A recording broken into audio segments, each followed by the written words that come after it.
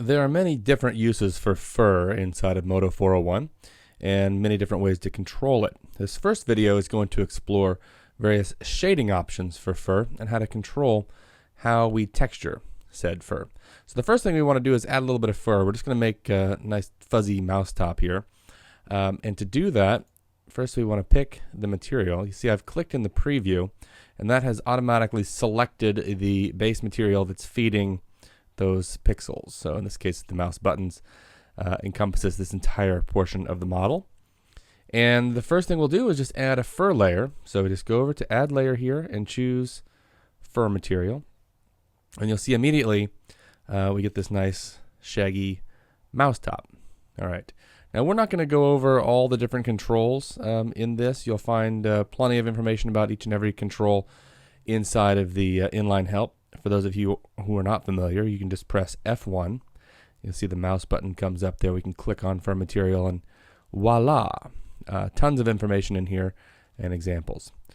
So we're just going to focus on a few specific areas with regards to how to texture your fur, and then we'll also cover how to sculpt and shape the fur using guides and or texture maps.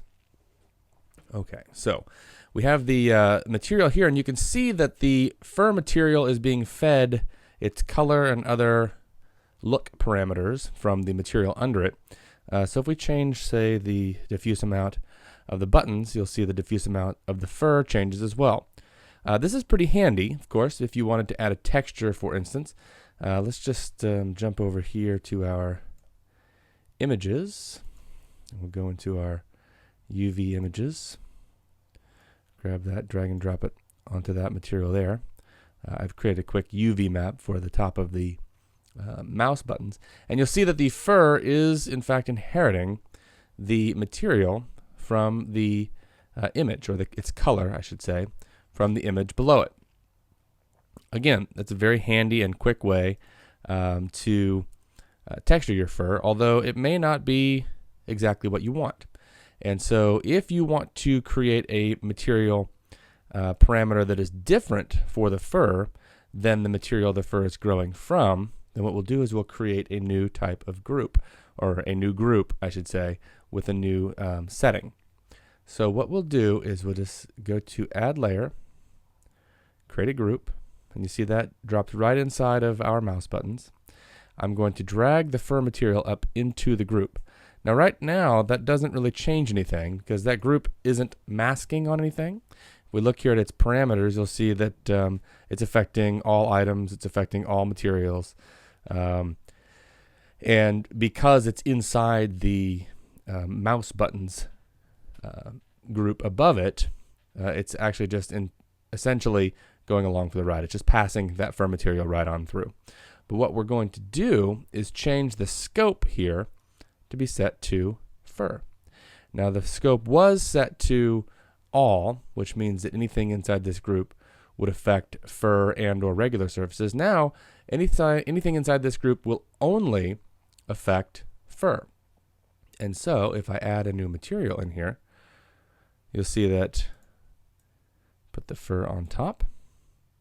Now we have white fur again, like we did before, but we didn't change the material underneath it. It's going to be a little bit hard to see because that fur is pretty thick. We can change that just by changing the render density. And now you can see clearly that the surface underneath still has that nice texture that we dropped on it. And the fur now has its own material attributes. And this can include anything from, obviously, base material like this one, or procedural images, procedural textures, image maps, gradients. Anything you want to do to modulate the color will be applied strictly to that fur. So if we go over here and say, for instance, we'll just add a gradient and have that based on, say, incidence. Then we go into edit our gradient here. Just make some wildly different color values. And now you can see the fur is being shaded using the incidence angle, going from red to blue. And the texture underneath, of course, is still applied to the relevant polygons from which the fur is growing. So that is some of the basics on how we can set up a fur scope group so we can isolate the shading options for the fur. Now we can take this a little bit further, which is a pretty interesting thing to do here with regards to isolating different types of global illumination. In Modo 401, you have the option of using irradiance caching or Monte Carlo style global illumination at any level of your masking setup. So for instance, we'll go ahead and take the entire mouse buttons group here and drag that up over the base shader. And now, because it's not feeding into the base shader and it doesn't have a shader inside, we need to add a shader. Okay, and pretty much at this point we're back to where we were. All right, still feeding, everything inside here is still feeding up into a single shader. What we're going to do, however, is I'm going to take this shader and drop it inside the fur group, and then I'm going to create another shader right down here. Okay, and the reason for that is that this shader is set to irradiance caching, but I'm going to go in here and set this one to Monte Carlo. Now what that means is that the global illumination calculation for the fur is going to use Monte Carlo, sampled it at every pixel, and the surface beneath it will still use irradiance caching. The advantage to irradiance caching is that on broad surfaces like this, we know we can get away with far fewer samples, and we blend between them. But on surfaces like fur, in many cases, irradiance caching is less than optimal, because what ends up happening is your irradiance cache size, which is essentially just a giant list, spirals out of control, and it takes longer to actually look up the irradiance cache values than it would just to generate some reasonable quality Monte Carlo. Also, in a high frequency surface like this one, the noise typically associated with Monte Carlo global illumination gets sort of weeded out by the high frequency detail in a texture like this to begin with.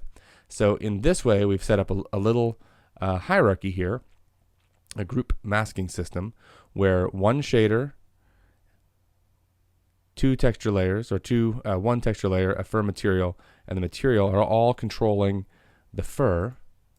So I probably just want to put this fur group.